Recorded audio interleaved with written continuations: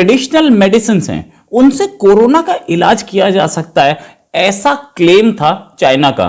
हालांकि WHO ने मना कर दिया कि भाई हम नहीं जानते, और हर्बल मेडिसिन या ट्रेडिशनल मेडिसिन, ये मेडिसिन कोरोना में बिल्कुल इफेक्टिव नहीं है। उसके बाद थोड़ा सा उन्होंने अपना चेंज किया कि नहीं नहीं हो भी सकती हैं और ना भी हो, लेकिन हम इस पर फॉर श्योर गारंटी से नहीं बोल सकते कि ये काम करती हैं। लेकिन चाइना ने अपनी हर्बल मेडिसिन यानी कि अपनी ट्रेडिशनल मेडिसिन को पाकिस्तान में उसकी टेस्टिंग कर ली। अपने पास टेस्टिंग की नहीं की, इसका कोई डेटा अवेलेबल नहीं है।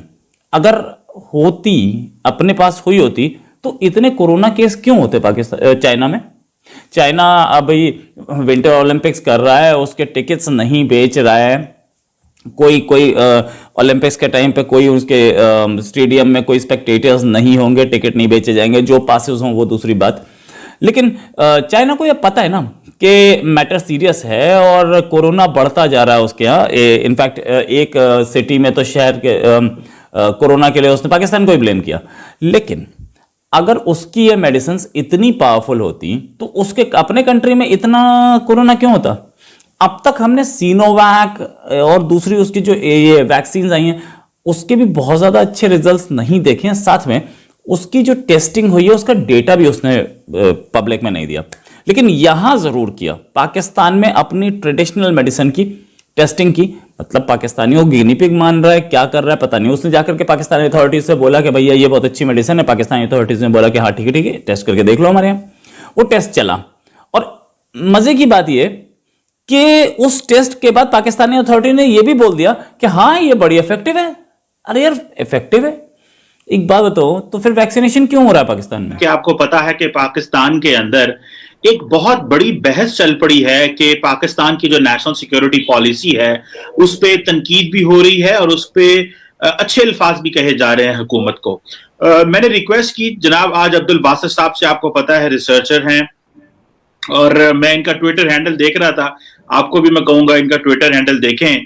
और जिस तरह ये वन बाय वन तनकीद कर रहे थे, क्रिटिकल एनालिसिस कर रहे थे, तो मैंने रिक्वेस्ट की कि आए हमारे व्यूअर्स को भी बताएं कि अब्दुल बासित साहब जो हैं वो रिसर्चर हैं और सिंगापुर में बैठ के ये कैसे देखते हैं पाकिस्तान की सिक्योरिटी पॉलिसी को, और इसमें क्या कमियां हैं, क्या इसके प्रोज हैं, क्या कॉन्स हैं, इस हवाले से बात की जाए।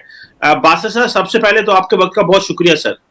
सर जीवा साहब बहुत शुक्रिया मुझे इनवाइट करने के लिए, thank you very much. Basit साहब, आप क्या समझते हैं? पहले तो देखें, अच्छी चीजें तो पहले आती रहती हैं, लेकिन पहले मैं कौन समझना चाहता हूं, पहले जो गैप्स हैं वो समझना चाहते हैं हम, ताकि मैं आपको मेंटली समझता हूं कि आप बिल्कुल प्रोज के लिए तैयार थे, लेकिन मैं पहले आपको कॉन्स के लिए लेके आना चाहता हूं कि व्हाट आर द वीकनेसेस, क्या है, और किस तरह एक एकेडमिकली टेक्निकली आप समझते हैं कि गैप्स थे जिनको फिल किया जाना चाहिए था इस नेशनल सिक्योरिटी पॉलिसी में, जो कि 75 साल बाद बनी है और उसके सफे भी बड़े थोड़े हैं। ये लोग तनकीद कर रहे हैं कि इसको कॉम्प्रिहेंसिव अगर डॉक्यूमेंट था तो इसको फैलना चाहिए था।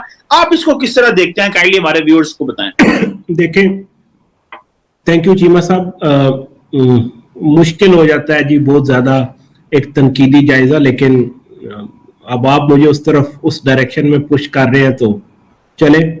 एक माहौल बन चुका हुआ है जनूबी एशिया में कि जितने भी क्रिटिकल वॉइसेस हैं वो एक तो खुद सेल्फ सेंसर कर रहे हैं, दूसरा उनकी स्पेस कम हो रही है। तो ये कोई चीज है जिसको हमें संजीदगी से देखना चाहिए। देखिए, कई बार एक जो चीज नहीं कही जाती वो शायद ज्यादा इंपॉर्टेंट होती है उस चीज से जो कही जा रही हो, क्योंकि ये डॉक्यूमेंट ऑलरेडी बहुत ही छोटा है, जैसे आपने कहा कि उसके इतने पेज नहीं है सफे, और इतनी अगर कॉम्प्रिहेंसिव है तो इतनी छोटी फिर क्यों है? तो फिर ये इंपॉर्टेंट हो जाता है कि what this document is not saying is more important than what it is saying. मैं कश्मीर से शुरू कर देता हूं। कश्मीर पे इस डॉक्यूमेंट में टोटल वर्ड्स है 113, एक पैरा, ठीक है जी।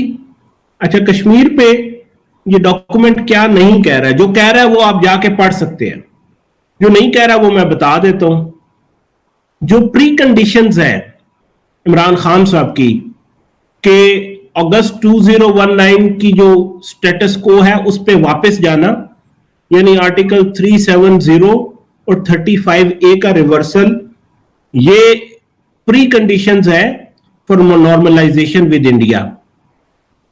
अगर आपको मार्गला डायलॉग याद हो 2021 का, जिसमें army chief general Qamar Javed Bajwa ने ये प्री कंडीशंस का जिक्र नहीं किया था फॉर नॉर्मलाइजेशन विद इंडिया, तो अब खान साहब की पोजीशन लगता है शायद वो है, क्योंकि उसका कोई जिक्र नहीं है, कोई सी प्री कंडीशन का जिक्र ही नहीं है नेशनल सिक्योरिटी पॉलिसी में। तो फिर सवाल ये पैदा होता है कि क्या कुछ कहे बगैर खान साहब की गवर्नमेंट अब बहुत कुछ कह गई है, यानी जो कश्मीर की करंट स्टेटस को है उसको एज अ फेट अकम्पली हम इनडायरेक्टली एक्नॉलेज कर रहे हैं।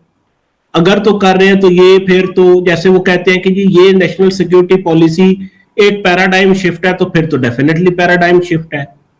तो वो साथ ये भी कहते हैं कि ये डॉक्यूमेंट ऑफ इंटेंट है, एक अम्ब्रेला डॉक्यूमेंट है जो पाकिस्तान का स्टेटमेंट ऑफ इंटेंट रिप्रेजेंट करता है। इसके पीछे एक क्लासिफाइड डॉक्यूमेंट है जिसमें इसकी इंप्लीमेंटेशन स्ट्रेटेजी मौजूद है और जिसमें डिटेल्स मौजूद है। आप ये ट्रेडिशनल मेडिसिन बेच रहे हो, जब ये ट्रेडिशनल मेडिसिन बनी थी उस समय कोरोना था क्या, कोविड था क्या, कोविड-19 था क्या, तो तुम उसकी मेडिसिन कैसे बता सकते हो? किसी और बीमारी की मेडिसिन इस पे कैसे चेप रही है कि ये कोई वो जुगाड़ से टेक्नोलॉजी है क्या? इनफैक्ट मान गए, और पाकिस्तानी जो लोग हैं, पाकिस्तानी जो ऑफिशियल्स हैं, उन्होंने बोला कि 82.67% इसकी एफिशिएंसी है। एफिशिएंसी भी बता दी। इनफैक्ट साथ में ये जो वो हुआ है पूरा का पूरा गेम, इसमें